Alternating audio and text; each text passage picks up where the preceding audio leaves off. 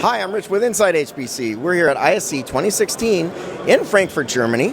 And today we're at the Hewlett Packard Enterprise booth with Scott Misage. How are you doing today, sir? I'm doing very well, Rich. Well, great. It seems like you guys had a big week. We were at HPCast with your user group meeting, and I wanted to talk to you today a little bit about the HPE strategy in HPC. Can you tell me more? Absolutely. We've had a great week here, full of a couple of exciting announcements.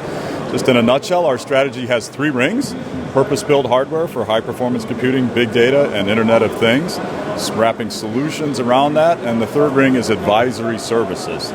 So this week we announced new product and solutions in all 3 of those rings.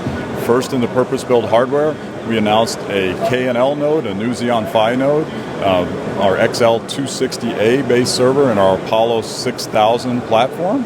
We announced a set of OmniPath fabric solutions from Intel, and we announced our EDR solutions from Mellanox. So that's a nice new set of technology additions to our purpose-built hardware family.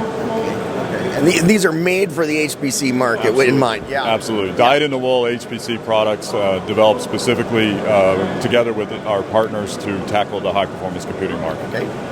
And moving on to the solutions layer, of course, that's been one of our focus for the last years, and we have a really nice proof point that we announced this week for that. That's our HPE Core HPC software stack. So this is us building on top of our cluster management utility, adding together open source tools from the Open HPC consortium together with some of our value-added products, specifically from our software management platform. We've also added on, because we believe in the capital O in open, we've also added on some software stuff from our partners Mellanox and NVIDIA to really allow the full breadth of our customers to use that targeted high-performance software stack.